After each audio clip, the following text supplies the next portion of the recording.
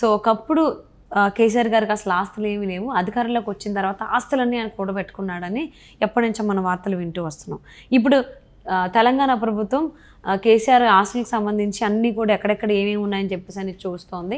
ఎప్పుడైనా కానీ వాటిని స్వాధీనం చేసుకునేటువంటి అవకాశం ఉందని వార్తలు వినిపిస్తున్నాయి.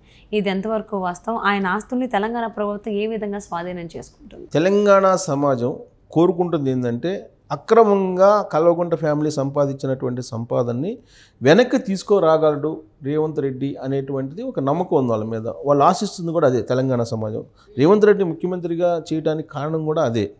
2014 నుంచి వాళ్ళు అధికారంలో ఉన్నారు మొన్నటి వరకు. సో కాబట్టి ఎంత దోచేశారు అనేది తెలంగాణ సమాజానికి బాగా తెలుసు అనేది సర్వత్రా వినిపిస్తున్నటువంటి అంశం. అందుకే వాళ్ళు దోచేసినటువంటి ఆస్తుల్ని ఇమీడియట్గా వెనక్కి తీసుకోవాలి అనేది ఆ మేరకు హామీ కూడా ఇచ్చాడు. రాహుల్ గాంధీ ఇచ్చాడు, రేవంత్ రెడ్డి కూడా ఇవ్వడం జరిగింది. రేవంత్ రెడ్డి చేసినటువంటి ప్రధానమైనటువంటి ఆరోపణ ఏంటి? ఎన్నికల ప్రచారంలో దాదాపు 1,00,000 కోట్లు తినేశారు, 30,000 ఎకరాలు హైదరాబాద్ చుట్టూ ఆక్యుపై చేశారు వీళ్ళు, అవి మొత్తం ఇడిపించేసి తెలంగాణ ప్రజలకు నేను పంచుతానని చెప్పి ఆయన హామీ ఇచ్చారు. నమ్మి ఓట్లేసి గెలిపించారు, ముఖ్యమంత్రి అయ్యారు. ఇప్పుడు చేయాల్సిన పని ఏంది? రేవంత్ రెడ్డి ఇమీడియట్గా కల్వకుంట్ల ఫ్యామిలీకి సంబంధించిన ఆస్తులు ఎంక్వైరీ చేయాలి. దాంట్లో భాగంగా ఒక స్టెప్ వేశారు తెలంగాణ ప్రభుత్వం. ఇప్పుడు ఉన్నట్టు కాంగ్రెస్ ప్రభుత్వం ఒక స్టెప్ వేసింది. ఏ స్టెప్ వేసింది? తెలంగాణ భవన్లో ఉన్నటువంటి టీ న్యూస్ని ఖాళీ చేయించాలి. టీ న్యూస్ అక్కడ కమర్షియల్ పర్పస్ మీద వాడకూడదు.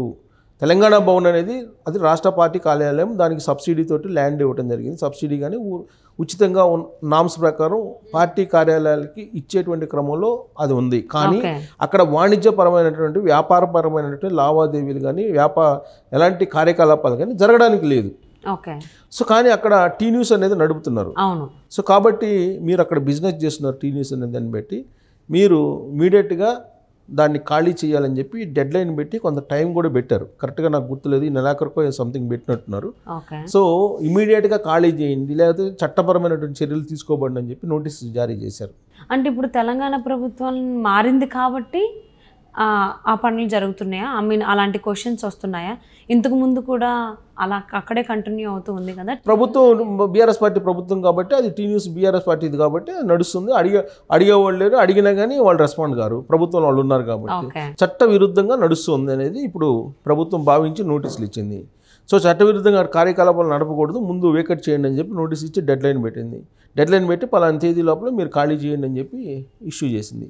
సో అంతటితోటి తెలంగాణలో ఉండేటువంటి ఇప్పుడు కాంగ్రెస్ పార్టీ కాముగా ఉంటుందంటే ఉండదు, ఉండటానికి అవకాశం లేదు. ఒకవేళ ఉంటే కనుక రేవంత్ రెడ్డి మీద తెలంగాణ సమాజం నుంచి ప్రజలు వస్తుంది. ఆయన ఇచ్చినటువంటి హామీ ఏంటి? కల్వకుంట్ల ఫ్యామిలీ ఆస్తులు మొత్తాన్ని నేను రికవరీ చేసుకొని ప్రజలకు పంచుతానని చెప్పి ఇచ్చాడు కదా. నెక్స్ట్ ఏం చేయబోతున్నారు రేవంత్ రెడ్డి అని అంటే ఫస్ట్ ఆపరేషన్ తెలంగాణ భవన్ నుంచి స్టార్ట్ అయింది. టీ న్యూస్ని ఖాళీ చేయించాలని చెప్పి ఆయన నోటీసులు ఇవ్వడం జరిగింది. నెక్స్ట్ ఏంటి? నామ్స్ ప్రకారం, నిబంధనల ప్రకారం రాజకీయ పార్టీలకి ఏదైనా సరే ఒక పార్టీ ఆఫీస్ పెట్టుకోవడానికి ల్యాండ్స్ ఇచ్చారు. అన్ని రాజకీయ పార్టీలకి ల్యాండ్ ఉన్నాయి, స్థలాలు ఉన్నాయి. కానీ బీఆర్ఎస్ పార్టీ ఎంత అడ్డగోలుగా ఆ రోజున వ్యవహరించిందంటే అధికారంలో ఉన్నాం కదా అని చెప్పేసి ఆల్రెడీ ఇక్కడ బంజారా హిల్స్లో ఒక ఆఫీస్ ఉంది, తెలంగాణ భవన్ ఉంది కదా. తెలంగాణ భవన్ ఉండగానే మళ్ళీ కోకాపేటలో 5 ఎకరాలు కేటాయించుకున్నారు.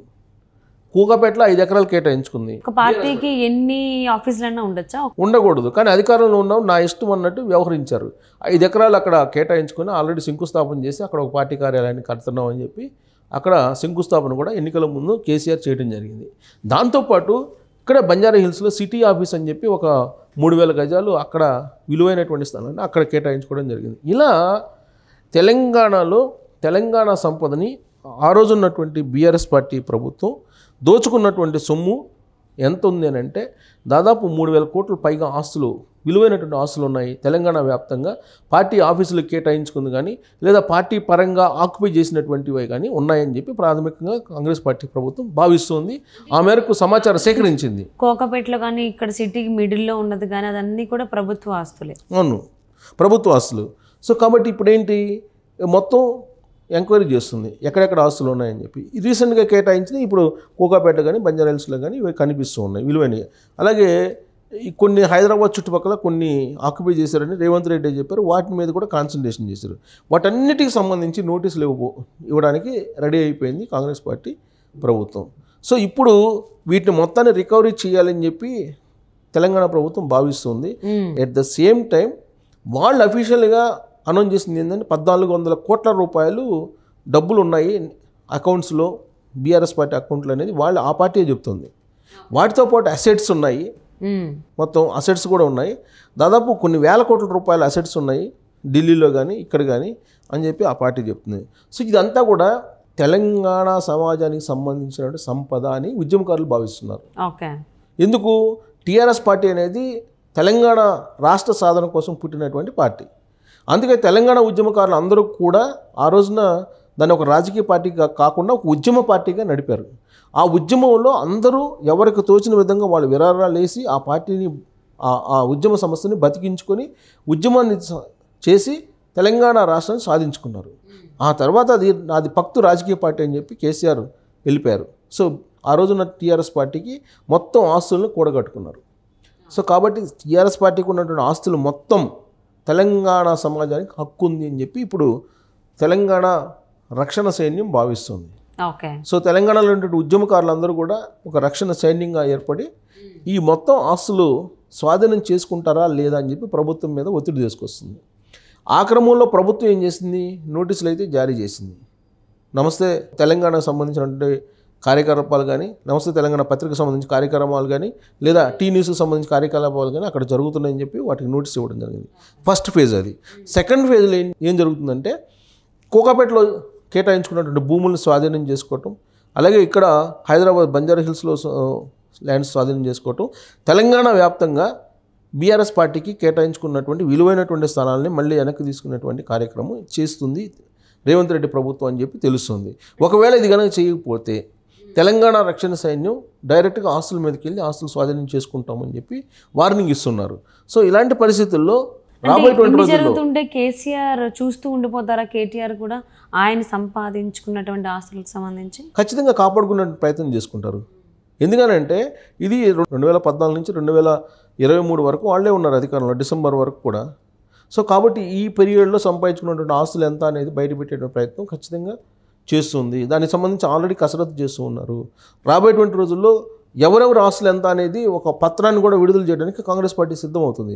లోక్సభ ఎన్నికల లోపల కల్వకుంట్ల ఫ్యామిలీలో కవిత ఆస్తులు ఎంత, 2014 ముందు ఆమె ఆస్తి ఎంత, ఇప్పుడు ఆమె ఆస్తి ఎంత, కేసీఆర్ 2014 ముందు ఆస్తి ఎంత, ఇప్పుడు ఆస్తి ఎంత, కేటీఆర్ 2014 ముందు ఆస్తులు ఎంత, ఇప్పుడు ఆస్తులు ఎంత, సంతోష్ 2014 ముందు ఆస్తి ఎంత, ఇప్పుడు ఎంత, అలాగే హరీష్ రావు 2014 ముందు ఆస్తులు ఎంత, ఇప్పుడు ఆస్తులు ఎంత, లెక్కతో మొత్తం పైసాతో సహా లెక్కేసి కాంగ్రెస్ పార్టీ ప్రభుత్వం ప్రజాక్షేత్రంలో ఉంచబోతుంది.